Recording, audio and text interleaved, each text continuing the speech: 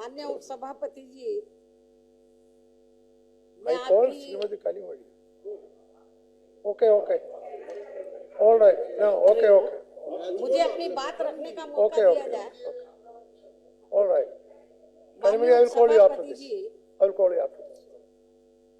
पूरा सदन इस बात से अवगत है और सरकार भी इस बात से अवगत है कि हमारा जो देश है तो भारतीय संविधान के मुताबिक चलता है और भारतीय संविधान में धर्मनिरपेक्षता का प्रावधान है और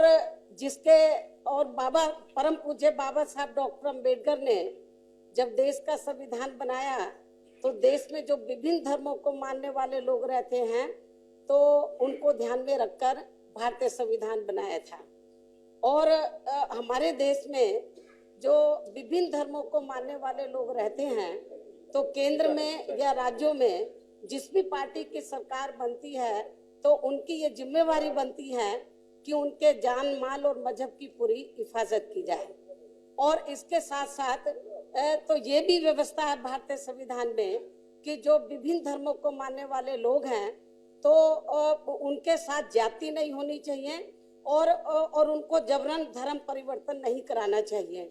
तो उत्तर प्रदेश जो आबादी के हिसाब से देश का सबसे बड़ा प्रदेश है तो आगरे के अंदर तो हमें मीडिया के माध्यम से तो ये जानकारी मिली है और ये सही है जानकारी कि आगरे के अंदर तो वहां पर आरएसएस का जो सहयोगी संगठन है बजरंग दल, तो बजरंग दल ने तो वहां पर जो मुस्लिम समाज के लोग थे उनको जबरन बड़ी तादाद में जो मुस्लिम समाज के लोग थे उनको जबरन उनको हिंदू धर्म को स्वीकार कराया गया और इससे भी ज्यादा गंभीर बात यह है कि उनको किस्म का लालच दिया गया।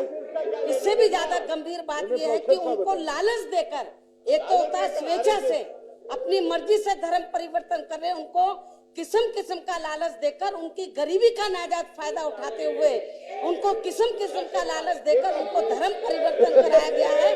और इससे भी और इसके साथ साथ अति गंभीर बात यह है कि हमें ये भी जानकारी मिली है कि अलीगढ़ के अंदर भी तो इसी किस्म का ये लोग प्रयास इसी महीने के आखिर में करने वाले हैं और वहां पर जो क्रिश्चियंस लोग हैं, ईसाई लोग हैं, तो उनका भी ये धर्म परिवर्तन कराना चाहते हैं। मैं समझती हूँ कि ये इस मामले को सरकार को गंभीरता से लेना चाहिए।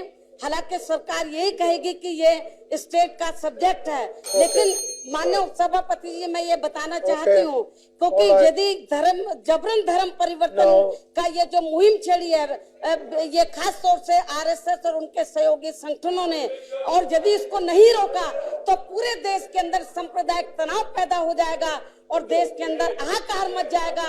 ये स्टेट का सब्जेक्ट नहीं है, ये सेंट्रल का भी है। स्टेट की जिम्मेवारी बनती है कि जो लोग ये कार्य करा रहे हैं उनके खिलाफ सख्त से सख्त कार्रवाई कराई जाए, सख्त से सख्त कार्रवाई की जाए।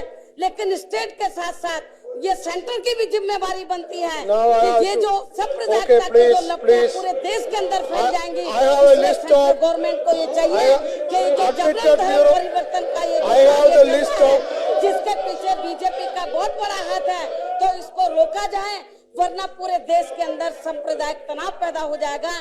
तो इसके लिए मैं सरकार से कहना चाहती हूँ इस मामले को गंभीरता से लेते हुए और केवल मैं अपनी बात रखने के साथ साथ सरकार के जो मंत्री हैं उनसे भी कुमारी Mayawati ji please resume your seat. मामले को गंभीरता से now you please resume your seat. मामले में क्या कदम उठाने के लिए मायावती जी मामले में भी now you please resume your seat. अभी बैठिए और जो भी कार्रवाई है वो स्टेट गवर्नमेंट को करना है। पहले मायावती जी वहाँ सरकार में थी, अभी मुलायम सिंह जी सरकार में है, उनको करना है। ये राज्य के कानून व्यवस्था से जुड़ा हुआ मुद्दा है, केंद्र से इसका कोई मतलब नहीं।